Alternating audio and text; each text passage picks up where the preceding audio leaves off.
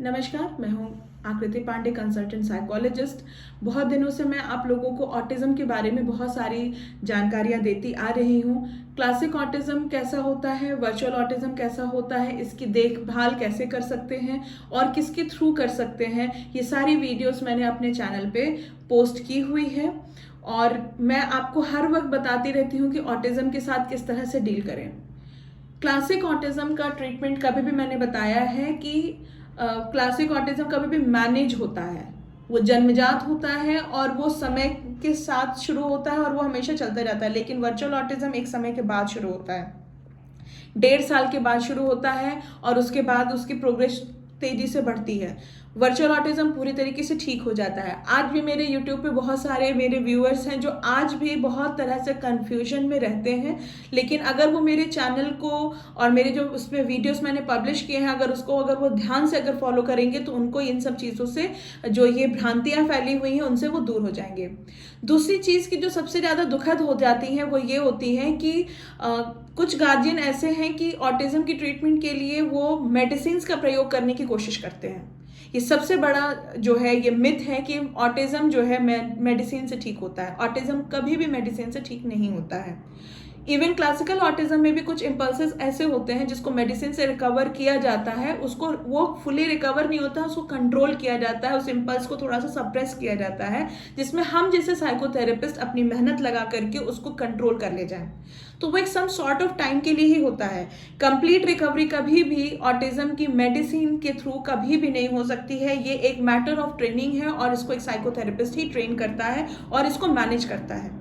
रही बात virtual autism की, तो वर्चुअल ऑटिज्म में सम सॉर्ट ऑफ टाइम के लिए इम्पल्सेस कई बार बहुत ज़्यादा हाई होते हैं, जिसमें गार्जियन बहुत ज़्यादा पैनिक हो जाते हैं। इसमें पैनिक होने की वो कंडीशन नहीं होती है और वो अगर धीरे धीरे अगर उसको बिलीव करें अगर अपने साइको ट्रेनिंग के ऊपर, तो वो अगर वो बिलीव करते हैं तो वो जल्दी जल्दी कंट्रोल भी हो जाती है।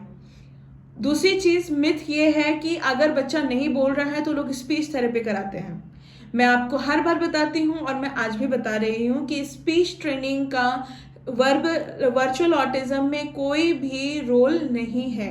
एक साइकोथेरेपिस्ट जो है वो एक कंप्लीट डिग्री के साथ होता है और वो उसको वर्बल एंड कंसंट्रेशन सारी ट्रेनिंग वो खुद ही देता है। तो स्पीच ट्रेनिंग की अलग से कोई रोल नहीं है हमारी थेरेपी के साथ। अगर कोई साइकोथेरेपिस्ट अपनी ट्रेनिंग दे रहा है आपके ऑटिस्टिक बच्चे को तो उसके साथ आपको अलग से किसी वर्बल ट्रेनिंग की ज़रूरत नहीं होती है। सारी ट्रेनिंग आपको यहीं पर मिलती है। दूसरी चीज़ मिथ क्या होती है लोगों के अंदर कि जो भी स्टेटमेंट आए या जो भी रिकवरी आए वो कंप्लीट एंड होल आए, ऐसा नहीं होता है। हम किसी भी चीज़ को जब हम क्रोनोलॉजिकल एज और मेंटल एज जब अप एंड डाउन होता है और दोनों को हम मीटअप करते हैं थ्रू रिकवरी, तो हम क्या करते हैं कि बच्चे को ग्रेजुअली हम मीटअप कराने की कोशिश करते हैं। मेंटल एज को हम पुशअप करके ले जाके क्रोनोलॉजिकल एज से मिलाने की कोशिश करते हैं। लेकिन अगर कोई बच्चा 4 इयर्स का है और उसका ब्रेन अगर 2 इयर्स पे पहुंचा है तो उसकी रिकवरी वो 2 इयर्स के ब्रेन के लायक ही होती है और वो सडन जब बच्चा स्कूल जाता है तो वो गेयर अप होती है और वो धीरे धीरे धीरे धीरे पुशअप होकर के अपने एज तक पहुंच जाती है।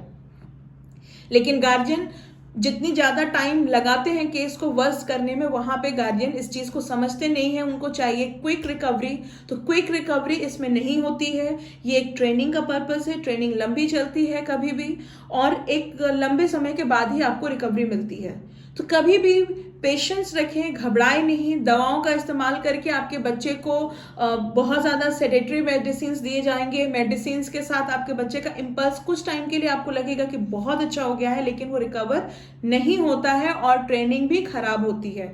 तो आप कभी भी अपने बच्चे को अगर आप लेकर के जा रहे हैं तो एक साइकोलॉजिस्ट से टेस्टिंग करा के, एक साइकोथेरेपिस्ट के अंडर में ही ट्रेनिंग कराएं और आपको कंप्लीट सॉल्यूशन मिलेगा, ऐसी मेरी गारंटी है और मैं ऐसा अपने सेंटर पर वर्क करती हूँ।